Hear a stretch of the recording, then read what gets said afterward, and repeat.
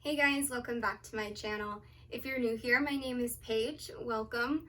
And today we're going to be talking about how I dealt with my EDS in high school before I was diagnosed. And this video is inspired by Izzy and Gigi, so I will link their video down below.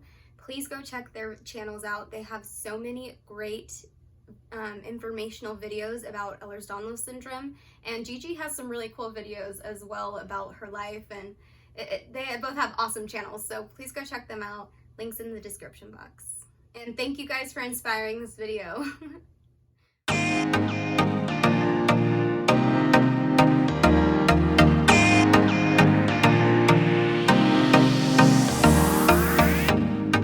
I was in high school, no one really knew that something was wrong with me unless you were super close to me.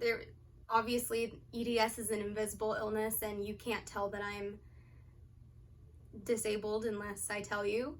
And I did not use walking assistance in high school. I was super active. I was on the cheer team all 4 years. I coached gymnastics in high school. I coached tumbling, and I overworked my body and had constant illnesses and injuries because I didn't know about my diagnosis.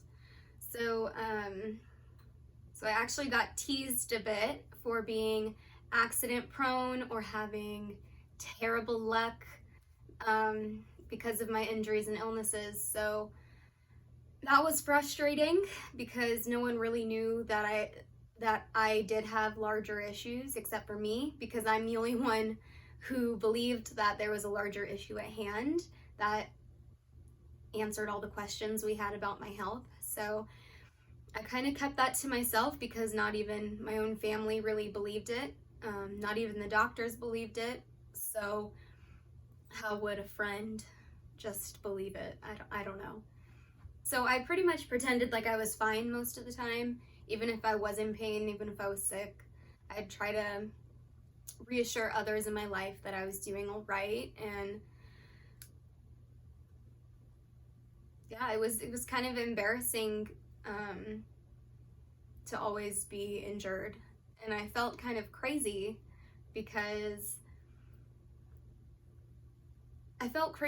of all of my unknown illnesses, and it made me feel super, super insecure.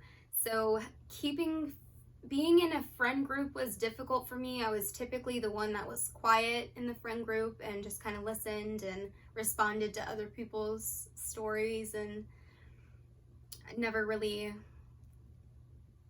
gave too much information about myself.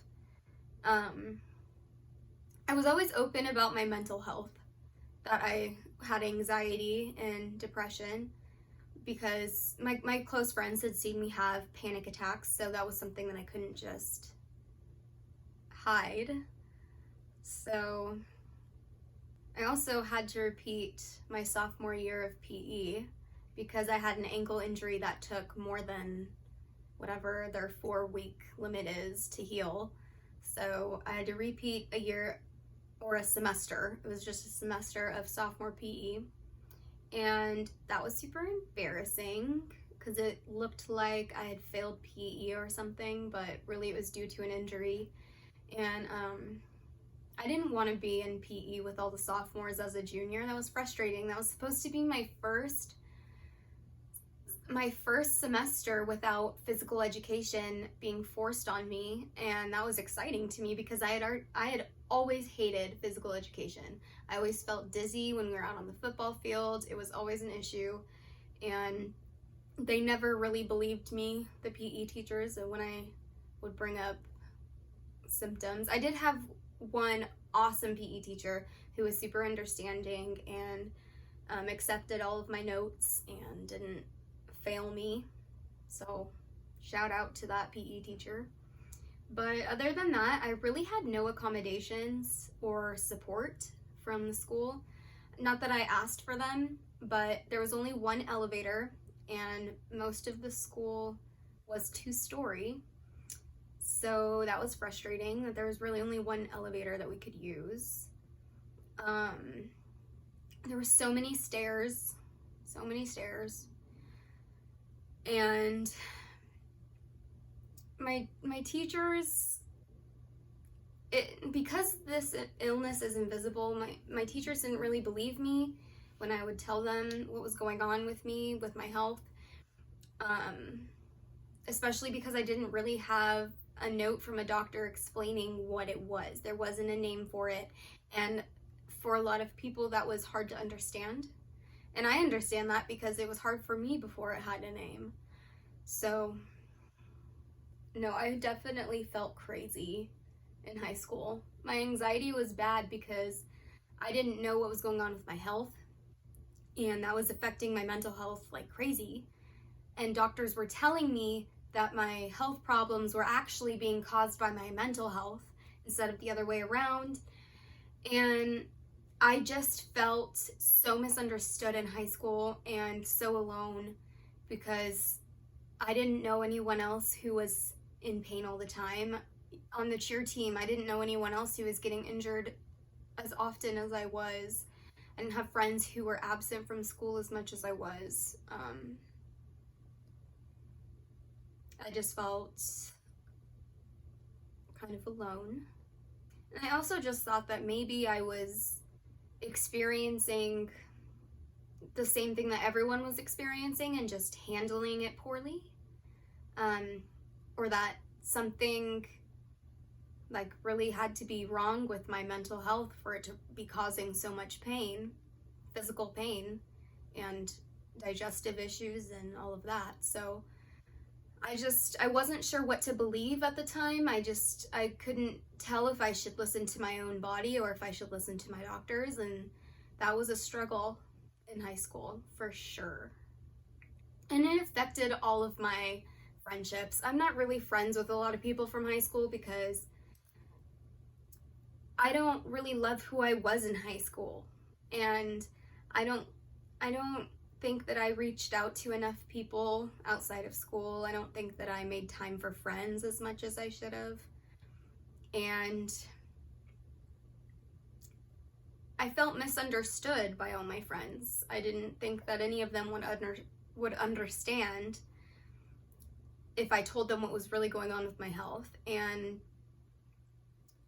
I wish that I would have opened up to someone that I trusted in high school.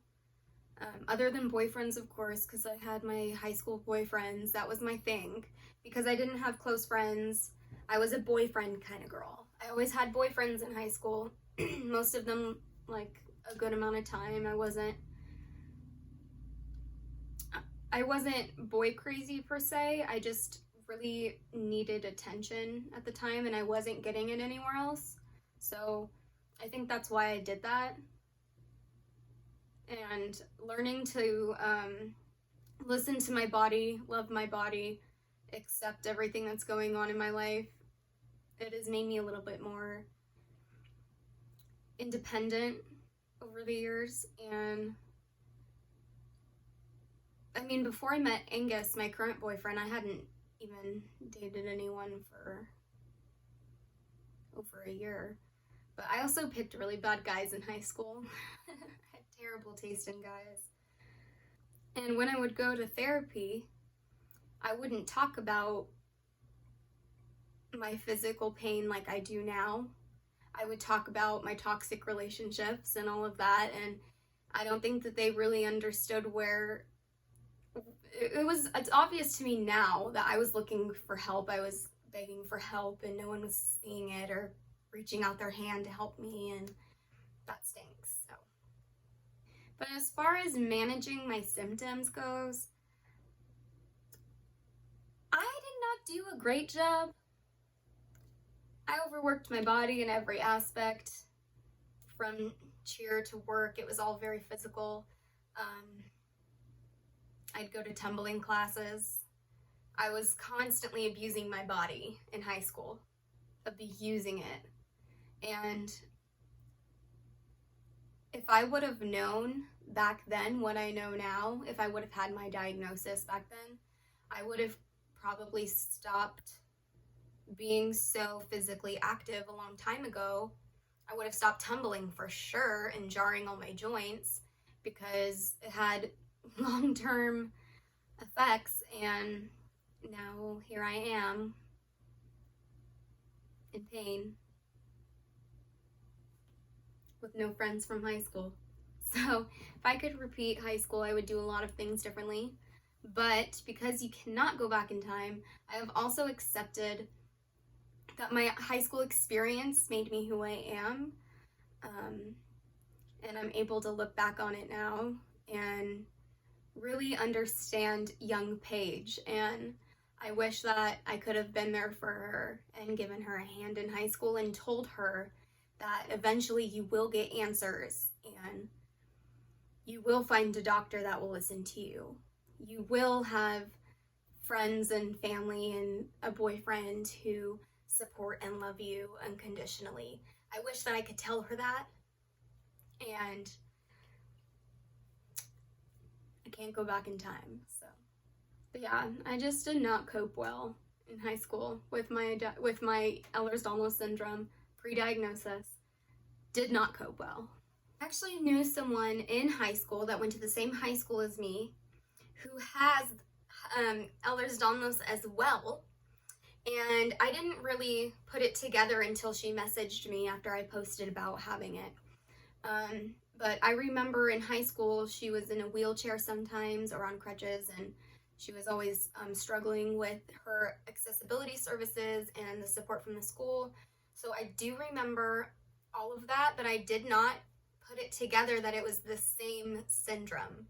So that's pretty cool that I have found someone that I went to high school with that has it. And she has taught me so much because she's known that she's had it for way longer than me.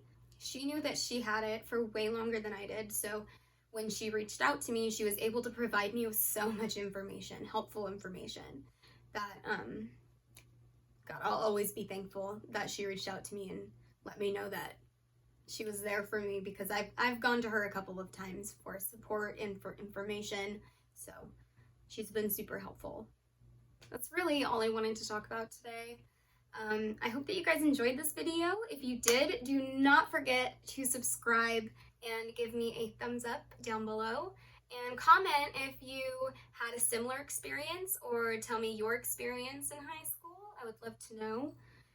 And a big thank you to Izzy and Gigi for your videos that have inspired me to make this one. So yeah, I hope, and if you guys see this, I love you. And I want to be your friend. I hope you guys have a great day, and I will see you next Friday. Bye.